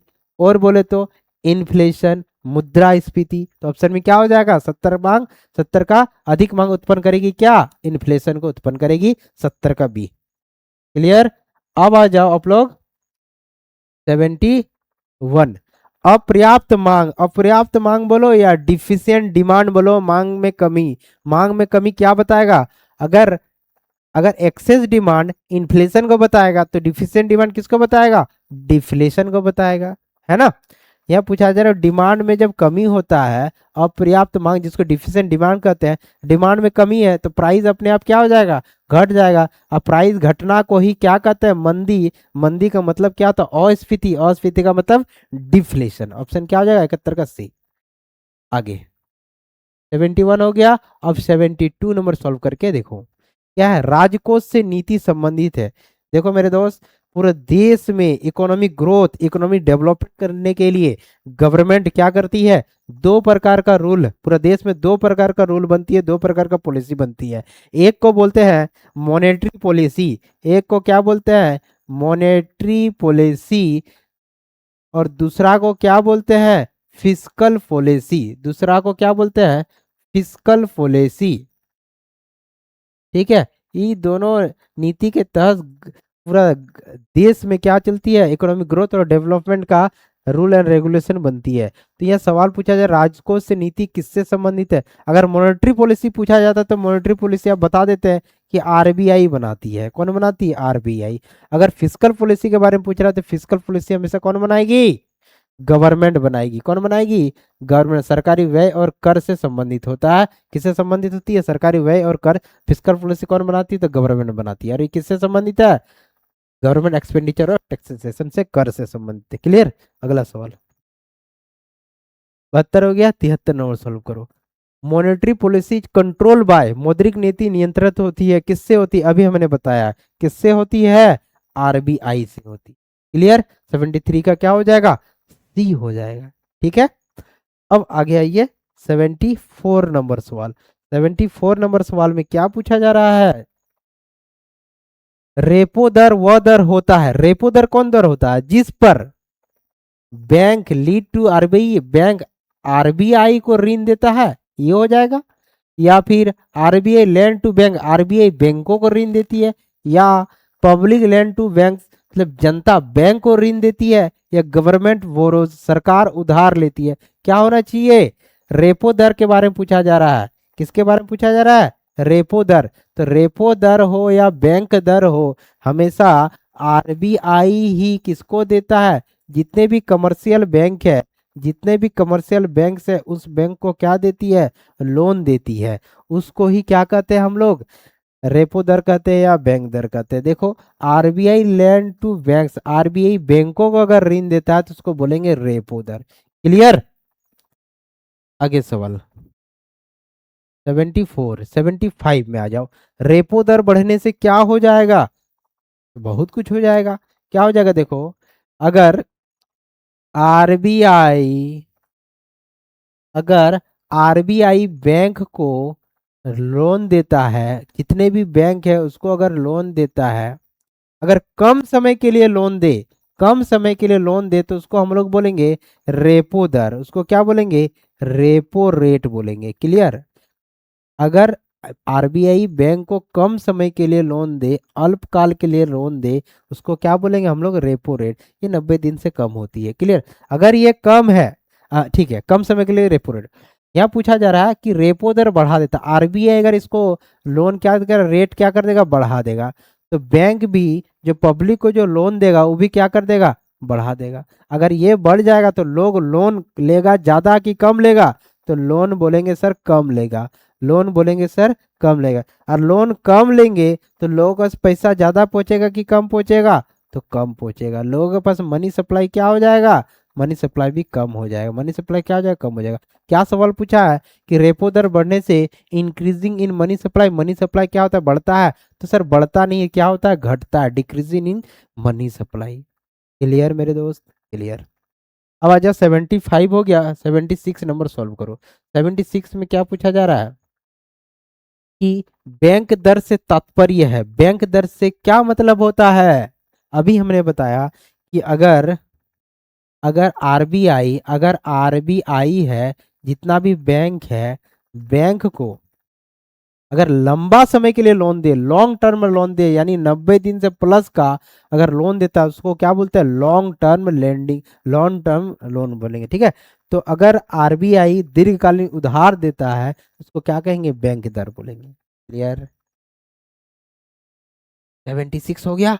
77 में आ जाओ। सीआरआर का अर्थ क्या होता है, जनता के पास नगद, cash with public, cash with RBI, RBI के पास नगद, या लोन फॉर आरबीआई, आरबीआई से ऋण, या करेंसी इन सर्कुलेशन, प्रचलन में जो मुद्रा होती है उसको। तो देखो भाई, सीआरआर का मतलब क्या, कैश रिजर्व रेशियो का मतलब क्या होता है। तो आरबीआई के रूल है, रेगुलेशन से, क्या रूल रेगुलेशन है कि जितने भी कमर्शियल बैंक है, आरबीआई के पास नगद रूप में कुछ फिक्स्ड अमाउंट उसके पास रखना पड़ेगा, उसको ही हम लोग क्या कहेंगे, कैश रिजर्व रेशियो। तो आरबीआई के पास रखना पड़ेगा, किसके पास रखना पड़ेगा, आरबीआई के पास रखना पड़ेगा नगद रूप में, उसको हम लोग क्या बोलेंगे, सीआरआर। कौन रखेगा, तो जितने भी कमर्शियल बैंक है। क्लियर। 77 हो गया। 78 में आ जाओ।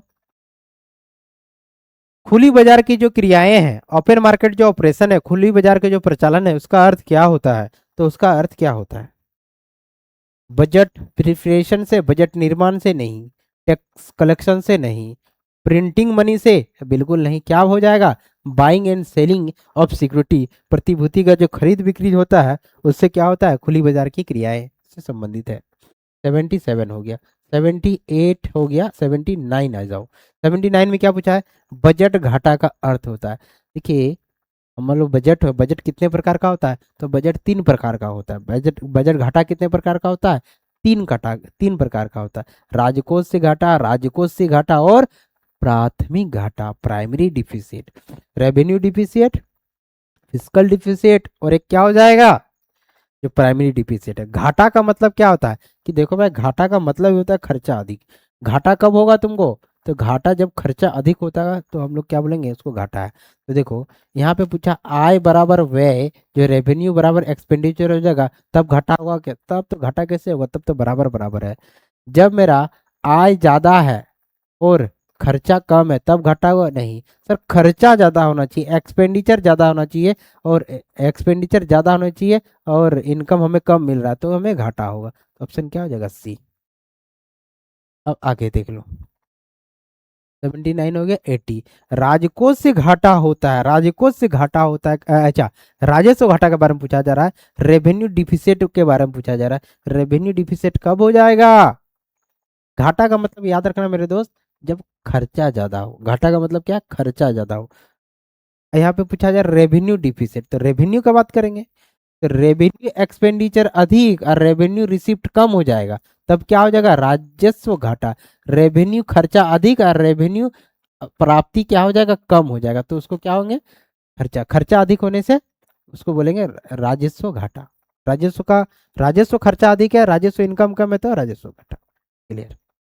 अब आ जाओ। 80 हो गया। अब 81 नंबर में सॉल्व करो। क्या 81 नंबर पूछा है, प्राथमिक घाटा बाहर रखता है प्राइमरी डिफिसिट इन एक्सक्लूडिंग।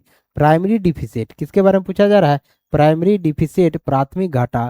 तो प्राइमरी जो डिफिसिट है, इसका फॉर्मूला क्या होता है, जो प्राथमिक घाटा है, इसका फॉर्मूला क्या होता है, तो हमेशा क्या होता है इसका फॉर्मूला, तो जब हम लोग राजकोष से घाटा में, हम लोग जो फिजिकल डिफिसिट में क्या करते हैं, अगर हम लोग क्या करते हैं, इंटरेस्ट पेमेंट को, किसको करेंगे, इंटरेस्ट पेमेंट को क्या करेंगे, इंटरेस्ट पेमेंट को अगर घटा देते हैं, तो जो बचेगा उसको बोलेंगे प्राइमरी डिफिसिट। तो हमेशा इसको क्या करेंगे, इंटरेस्ट पेमेंट को क्या करेंगे, बाहर में रखते हैं। प्राथमिक घाटा बाहर रखता है किसको, इंटरेस्ट पेमेंट को, ब्याज भुगतान को। ठीक है। प्राइमरी डिफिसिट मतलब प्राथमिक घाटा कैसे निकलेगा, तो राजकोष से घाटा, फिजिकल डिफिसिट में क्या करेंगे, इंटरेस्ट पेमेंट को घटाएंगे, तो क्या बनेगा, प्राथमिक घाटा। इसमें इंटरेस्ट पेमेंट को बाहर रखते हैं। क्लियर। अब आ जाओ। 81 हो गया। अब 82 नंबर सॉल्व करो। Balance of payment records, balance of payment जो भुगतान संतुलन क्या रिकॉर्ड रखता है, क्या दर्ज करता है, तो देखो, क्या वो घर का लेन देन को रखता है, क्या नहीं रखता है, सिर्फ आयात को रखता है क्या? नहीं रखता है। केवल एक्सपोर्ट को रखता है क्या? नहीं रखता है। क्या रखता है? वो अंतरराष्ट्रीय लेन देन को रखता है। और बैलेंस ऑफ पेमेंट में किसको? गुड्स को भी रखेगा, सर्विसेज को भी रखेगा, रिकॉर्ड रखता है। एक देश का दूसरे देश के साथ गुड्स, सर्विस, कैपिटल ट्रांसफर, सब का रिकॉर्ड रखता है कौन? भुगतान संतुलन, बैलेंस ऑफ पेमेंट। ये सारा रिकॉर्ड रखेगा कौन? Balance of payment. ऑप्शन क्या हो जाएगा अभी? अगला 82 हो गया। अब आ जाओ 82 हो गया, 83 नंबर सॉल्व करो मेरे दोस्त। चालू खाता शामिल करता है, current account includes goods and services को, लोन को, एफडीआई को, पूंजी अंतरण को। भुगतान संतुलन में कितने टाइप का खाता होता है? दो प्रकार का खाता होता है। कितने टाइप का? दो प्रकार का खाता होता है। एक खाता को बोलते हैं, भुगतान संतुलन में कितने खाता होता है? दो दो खाता। एक खाता को बोलते हैं पूंजी खाता, कैपिटल अकाउंट। एक खाता कौन सा हो जाएगा? पूंजी खाता। और दूसरा क्या होता है? चालू खाता। दूसरा कौन सा खाता हो जाएगा? चालू खाता। तो पूंजी खाता में जो लोन है, एफडीआई है और कैपिटल ट्रांसफर, ये सारा किससे संबंधित है? पूंजी खाता से। और वस्तु और सेवा का लेन देन किससे संबंधित है? चालू खाता से। तो ऑप्शन क्या हो जाएगा? चालू खाता पूछा तो ए हो जाएगा। अगला, पूंजी खाता शामिल करता है। पूंजी खाता में क्या शामिल होता है? कैपिटल अकाउंट में क्या शामिल होता है? अभी हमने बताया। ठीक है। एक्सपोर्ट एंड इंपोर्ट, इसका एक्सपोर्ट और इंपोर्ट क्लियर नहीं है। गिफ्ट्स, उपहार, ये भी संबंधित नहीं है। टूरिज्म, ये भी नहीं है। तो क्या? लोन एंड इन्वेस्टमेंट से संबंधित किसका है? पूंजी खाता से। कि जहां पे इन्वेस्टमेंट का बात है, लोन का बात है, किससे संबंधित है? पूंजी खाता से। गुड और सर्विसेज का बात करेगा तो किसका? तो चालू खाता से है। किसका है? चालू खाता से है। 84 हो गया। 85 नंबर सॉल्व करो। बैलेंस ऑफ पेमेंट सरप्लस होता है, कब होता है? भुगतान संतुलन अधिशेष का अर्थ होता है। इसका क्या मतलब होता है? कि देखो भाई, हम लोग कब प्लस में रहेंगे, कब सरप्लस में रहेंगे? तो सरप्लस में हम लोग कब रहेंगे? सरप्लस में हम लोग कब रहेंगे? जब हम लोग सामान को ज्यादा से ज्यादा एक्सपोर्ट करेंगे। ज्यादा से ज्यादा क्या करेंगे? एक्सपोर्ट करेंगे। और कम से कम सामान मंगाएंगे, है ना? तब हम लोग क्या हो जाएंगे? सरप्लस में रहेंगे। तो एक्सपोर्ट अधिक, इंपोर्ट कम, क्या हो जाएगा? सरप्लस। 84 का बी है। 85 नंबर सॉल्व करो। 85 हो गया। 86 नंबर सॉल्व करो। विदेशी विनिमय दर, फॉरेन एक्सचेंज रेट, ये क्या बताता है? किससे संबंधित है? फॉरेन एक्सचेंज रेट किससे संबंधित होगा? मुद्रास्फीति से? बिल्कुल नहीं। इंटरेस्ट रेट से? बिल्कुल नहीं। Price of domestic currency? नहीं। प्राइस ऑफ डोमेस्टिक करेंसी नहीं, प्राइस ऑफ फॉरेन करेंसी। क्या? विदेशी विनिमय दर का मतलब क्या होता है? एक देश का मुद्रा के बदले में विदेशी मुद्रा का क्या वैल्यू है, क्या रेट है, उसको क्या बोलेंगे हम लोग? Foreign exchange rate. क्लियर। 86 का बी। 87 नंबर सॉल्व करो। क्या है? निम्नलिखित में से कौन सा चर एक निश्चित समय बिंदु से संबंधित होता है? यहाँ क्या बोल रहा है? निश्चित समय बिंदु, फिक्स टाइम के बाद पूछ रहा है। किसके बारे में पूछ रहा है? फिक्स्ड पॉइंट ऑफ टाइम के बारे में पूछा जा रहा है। तो फिक्स्ड पॉइंट ऑफ टाइम का मतलब क्या होता है? स्टॉक से संबंधित होता है। किससे संबंधित हो जाएगा? स्टॉक से संबंधित हो जाएगा। अगर यहाँ पे समय अवधि के बारे में पूछता है, पीरियड के बारे में पूछता है, तो क्या होता है? फ्लो होता है। क्लियर। 87 का सी हो जाएगा। अब सॉल्व करो 88। 88 में क्या बता है? डिवैल्यूएशन इज डन बाय, अवमूल्यन जो होता है किससे संबंधित होता है? अवमूल्यन किससे संबंधित होता है? तो देखो भाई, सरकार और केंद्र बैंक दोनों मिलकर अगर मुद्रा का वैल्यू को घटा रहा है, मुद्रा का वैल्यू को क्या कर रहा है? घटा रहा है, तो इसको क्या बोलेंगे? डिवैल्यूएशन बोलेंगे। क्या बोलेंगे? डिवैल्यूएशन। 88, 89। 89 में क्या है? मुद्रास्फीति का अर्थ है, मुद्रास्फीति, इन्फ्लेशन का क्या मतलब होता है मेरे दोस्त? इन्फ्लेशन का क्या मतलब होता है? इन्फ्लेशन का मतलब महंगा। इन्फ्लेशन का मतलब क्या होता है? महंगा, मैंने वस्तु का मूल्य को क्या हो जाना? बढ़ जाना।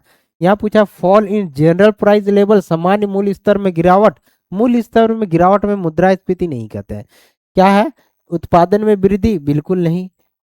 मुद्रा आपूर्ति में कमी नहीं। क्या है? Rise in general price level, सामान्य मूल्य स्तर में वृद्धि हो जाता है। किसी भी गुड्स का प्राइस को बढ़ जाना क्या कहलाएगा? मुद्रास्फीति कहलाता है। क्लियर। 89 का क्या हो जाएगा? बी। अब अगला सवाल 90। 90 में क्या पूछा जा रहा है? अच्छा, न्यूमेरिकल है। न्यूमेरिकल सॉल्व करके देखो। पूछा है वस्तु का मूल्य 10 रुपया से बढ़कर 12 रुपया हो जाता है। 10 रुपया से बढ़कर कितना रुपया हो जाता है? 12 रुपया हो जाता है। और मांग 20 यूनिट से घटकर कितना हो जाएगा? 16 यूनिट हो जाता है। तो मांग का लोच के बारे में पूछा है, तो सॉल्व करो। कैसे सॉल्व होगा? देखो, प्राइस जो है, प्राइस पहले प्राइस कितना होता है, मान लेते P1 कितना हो गया? 10 रुपया था। ठीक, अब P1 से बढ़कर कितना हो जाएगा? प्राइस P2 को मान लेते हैं 12 टका। P2 को मान लेंगे कितना? 12 टका, है ना। तो प्राइस में कितना चेंज है? तो बोलेंगे प्राइस में डेल P बराबर क्या हो जाएगा? तो सर प्राइस में P2 माइनस P1 करेंगे, इसका मतलब 12 रुपया में 10 टका घटाएंगे तो सर 2 रुपया का चेंज है। प्राइस में कितना है? 2 रुपया का चेंज है। मांग में कितना चेंज है? तो देखो पहले मांग कितना है, डी से डिमांड मानते हैं। पहले मांग कितना है? 20 रुपया था सर। पहले मांग कितना था? 20 रुपया था। अब मांग कितना है? D2 कितना है? D2 है सर 16 टका। तो डिमांड में कितना चेंज हो गया? तो डिमांड में चेंज हो गया सर 16 माइनस बी, यानी D2 माइनस D1 करेंगे तो कितना हो जाएगा? 4 रुपया, माइनस 4 रुपया क्या हो जाएगा? डिमांड में चेंज हो जाएगा। तो ठीक है, प्राइस में इतना चेंज, डिमांड में। अगर हम प्राइस में परसेंटेज चेंज करते हैं, ठीक है ना, प्राइस में अगर हम परसेंटेज चेंज करते हैं तो कितना हो जाएगा? तो क्या आ जाएगा? 2 बटे फर्स्ट प्राइस कितना है? 10 गुना 100 करेंगे तो परसेंटेज में बदल जाएगा। काटेंगे तो कितना आएगा? 2.20%। ठीक है। अगर हम डिमांड में परसेंटेज चेंज करेंगे तो कितना हो जाएगा? डिमांड में कितना हो जाएगा? तो कितना? -4, और पहला प्राइस कितना था सर? 20 रुपया। गुना 100 करेंगे तो कितना होगा? 20 पंचे 100, यानी 5 4 -20 हो जाएगा। ठीक है। अब हमको निकालना क्या है? मांग का लोच निकालना है। तो मांग का लोच कैसे निकलेगा? मांग का लोच कैसे निकलेगा? तो मांग का लोच का फॉर्मूला क्या जानते हैं? इलास्टिसिटी डिमांड इक्वल टू क्या होता है? Minus del del demand upon del price. Demand की जगह को क्वांटिटी भी लिख सकते हैं, है ना। ऊपर में P इंटू डी कर देंगे, है ना। अब इसको मान पुट कर दो। देखो डी का वैल्यू कितना है? डिमांड, डी में चेंज कितना हो गया था? परसेंटेज चेंज का बात करते तो परसेंटेज चेंज कितना हो गया? तो -20 हो गया सर, -20। और यहाँ पे माइनस शुरू में ही था लटका हुआ, है ना। अब प्राइस में, अच्छा, डेल पी कितना है? तो 20 है। डेल पी कितना है? तो 20 है। और यहाँ पे फर्स्ट प्राइस बोल रहा है, फर्स्ट प्राइस कितना था? तो फर्स्ट प्राइस सर 10 रुपया था। और डिमांड कितना था? तो सर डिमांड 20 टका था। अब इसको कट कूट दो। ठीक है, इसको काटेंगे कितना हो जाएगा? माइनस माइनस प्लस 1 हो जाएगा। और यहाँ कितना होगा? 10 दुगनी 20 हो जाएगा। कितना? 1 बटे क्या हो जाएगा? 2 हो जाएगा। 1/2 का मतलब 0.5। 0.5, और 0.5 कैसा है? 1 से कम के, है ना। तो 1 से कम, यानी ऑप्शन क्या हो जाएगा? 0.5 आंसर 0.5 हो जाएगा। क्लियर? तो 9 का क्या हो जाएगा? डी। अब आलोक सॉल्व कीजिए 91 नंबर सवाल। यदि सीमांत उपभोग प्रवृत्ति, ये भी न्यूमेरिकल है, क्या है? यदि सीमांत उपभोग प्रवृत्ति मार्जिनल प्रोपेंसिटी टू कंज्यूम 0.8 दिया हुआ है, तो इसमें निवेश गुणांक के बारे में पूछा गया है। तो आप लोग क्या जानते हैं कि K इक्वल टू क्या होता है? 1/1 माइनस MPC, है ना। तो 1/1 माइनस 0.8। 0.8 का मतलब क्या? 0.2। 0.2 ऊपर में जाएगा तो 10, और 5 हो जाएगा आंसर। क्या हो जाएगा? 5। क्या हो जाएगा आंसर? 5। क्लियर? 91 का हो जाएगा 5। 92। हाँ। अच्छा, डिफ्लेशन का क्या मतलब होता है? इन्फ्लेशन का मतलब होता है कि किसी भी गुड्स का प्राइस को बढ़ जाना, और डिफ्लेशन उल्टा हो जाएगा, किसी भी गुड्स का प्राइस में घटना, गिरावट होना। तो क्या हो जाएगा आंसर में? देखिए तो price price in rise in prices, मूल्य में वृद्धि नहीं सर, मूल्य में वृद्धि नहीं। फॉल इन प्राइस, मूल्य में गिरावट जो होता है वो होता है डिफ्लेशन का संकेत। 92 हो गया। 93 नंबर सॉल्व करो। 93 में क्या पूछा जा रहा है? मुद्रा जो आपूर्ति होता है, मुद्रा जो आपूर्ति होता है, money supply include. Money supply का मतलब होता है स्टॉक ऑफ, कैसा स्टॉक? जो स्टॉक करेंसी और बैंक डिपॉजिट का है, जो जनता उसका यूज कर सकता है, चला सकता है, जो डेली लेन देन का जो हिसाब किताब होता है, वैसा स्टॉक को क्या कहेंगे? मनी सप्लाई, है ना। आरबीआई के पास रखा पैसा, जो फिक्स्ड अमाउंट है या किसी बैंक के पास, वो प्रचलन में तो नहीं है, वो मनी स्टॉक में शामिल नहीं हुआ। जो जनता का प्रचलन में है, जिसको हम लोग डेली यूज कर सकते हैं, वैसा कितना भारत में पैसा है, कैसा उतना कितना स्टॉक है, उसको बोलेंगे मनी सप्लाई। तो 93 का क्या हो जाएगा? ए। क्लियर। अब 94 नंबर सवाल आ जाओ। 94 नंबर सवाल में क्या है कि लीगल टेंडर, वेद मनी, वेद मुद्रा किसको कहते हैं? तो देखो वेद मुद्रा के बारे में पूछा जा रहा है। लीगल टेंडर, आप अगर किसी को चेक देंगे तो वो मना भी कर सकता है, तो ये लीगल नहीं है। ड्राफ्ट आप कोई भी देंगे तो ड्राफ्ट कोई भी मना कर सकता है, क्रेडिट कार्ड ये भी मना कर सकता है, लेकिन अगर आप किसी को कॉइन्स या सिक्का देते हैं तो वह कभी मना नहीं करेगा, लेगा ही, कानूनी रूप से उसे लेना ही पड़ेगा। वैसा मनी को हम लोग लीगल टेंडर कहेंगे, वेद मुद्रा कहेंगे। क्लियर। 94। 95 नंबर सवाल देखिए, यदि सीमांत बचत प्रवृत्ति, क्या सवाल पूछा जा रहा है? यदि सीमांत बचत प्रवृत्ति, marginal propensity to save, MPS पूछा जा रहा है, 0.2 दिया हुआ है, और निवेश में वृद्धि, देखिए एमपीएस कितना दिया हुआ है? एमपीएस दिया हुआ है 0.2। ठीक, और क्या दिया हुआ है? और निवेश में वृद्धि डेल आई दिया हुआ है, कितना दिया हुआ है? 100 करोड़। कितना दिया है? 100 करोड़। और तो राष्ट्र आय यानी डेल वाई में कितना वृद्धि हुआ है, आपसे पूछा जा रहा है डेल वाई इक्वल टू वाट। तो देखिए हम लोग जानते हैं के इक्वल टू क्या होता है? 1/m/s होता है। तो पहले के निकाल लो। तो एमपीएस का वैल्यू कितना दिया? 0.2 दिया। कट करेंगे तो ऊपर जा 10 आएगा, कटेंगे तो कितना आएगा? 5 आएगा। के का वैल्यू कितना आ जाएगा? 5 होगा। के का वैल्यू कितना आ जाएगा? 5 हो जाएगा। और हम लोग क्या जानते हैं? के इक्वल टू क्या होगा? Del Y upon del I हो जाएगा, है ना। तो इसमें पूछा रहा है डेल वाई के बारे में पूछा, तो डेल वाई इक्वल टू क्या हो जाएगा? के इंटू डेल आई हो जाएगा। तो के का वैल्यू तो 5 आ गया, के का वैल्यू 5 आ गया, और डेल आई का वैल्यू कितना आ गया? 100 हो गया। कितना आ गया? 100 करोड़ हो गया। 100 गुना 5 कितना हो जाएगा? 500 करोड़ आंसर आपका हो जाएगा। कितना हो जाएगा? 500 करोड़। 95 का क्या हो जाएगा? सी। अब 97 नंबर 6 नंबर सवाल, निम्नलिखित में से कौन सा राजस्व प्राप्ति है, यानी रेवेन्यू रिसिप्ट के बारे में पूछा जाए। रेवेन्यू रिसिप्ट, इन चारों ऑप्शन में कौन सा रेवेन्यू रिसिप्ट है? ऋण वापसी से प्राप्ति राशि, ये रेवेन्यू रिसिप्ट है क्या? तो रेवेन्यू रिसिप्ट ये नहीं है। शेयर बाजार प्राप्त राशि, ये भी है क्या? नहीं है। सरकार द्वारा लिया गया ऋण, ये भी नहीं है। तो क्या है? आय से प्राप्त राशि जो है, इनकम टैक्स रिसिप्ट जो है, वो क्या हो जाएगा? Revenue receipt. रेवेन्यू रिसिप्ट का मतलब क्या होता है?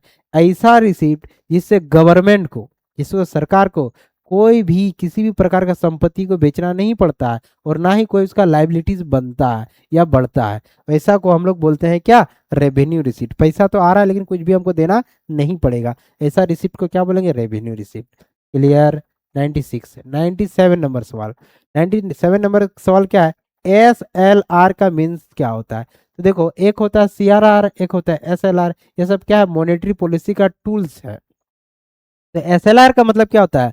फिर वही आरबीआई क्या रूल एंड रेगुलेशन लगाती है? क्या रूल रेगुलेशन लगाती है? कि जितने भी कमर्शियल बैंक है, उन कमर्शियल बैंक को अपने पास कुछ एसेट्स अपने पास ही रखना पड़ेगा। ठीक है, कौन सा एसेट रखना पड़ेगा? Liquid asset with bank, bank के पास अपने पास रखना पड़ेगा, है ना। तो ऑप्शन क्या हो जाएगा? बी हो जाएगा। 97। 98 नंबर सवाल क्या है? Increase in S L R leads. देखो भाई,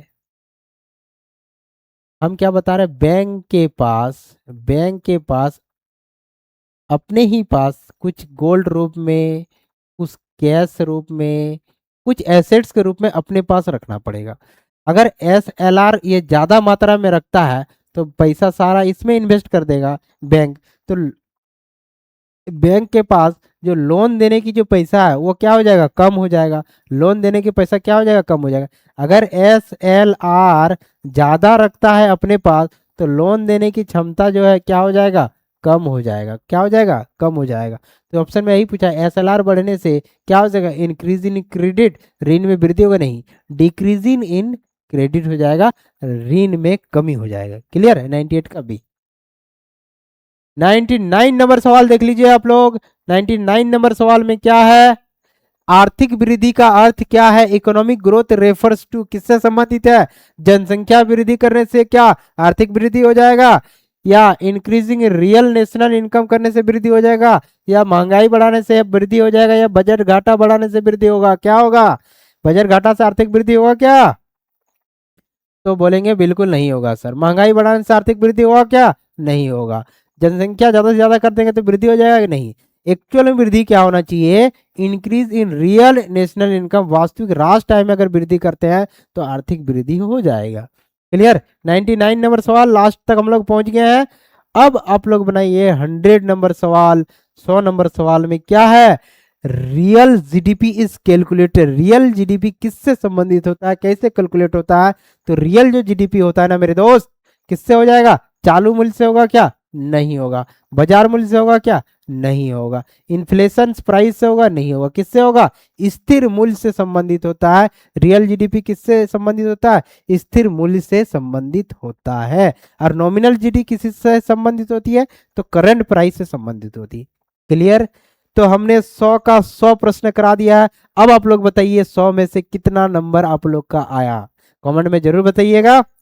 अब हम लोग मिलेंगे कोई एक खास नेक्स्ट वीडियो में। तब तक के लिए डीडी पाठशाला के साथ जुड़े रहिए और ये 100 का 100 प्रश्न करके ही एग्जाम में जरूर बैठना, क्योंकि सारे प्रश्न के आसपास ही आपके एग्जाम में आएगा और हो सके तो यही प्रश्न आपके एग्जाम में पूछ दिया जाएगा। ठीक है ना मेरे दोस्त? तो चलिए हम लोग नेक्स्ट वीडियो में मिलते हैं। तब तक के लिए धन्यवाद। डीडी पाठशाला के साथ जुड़े रहिए।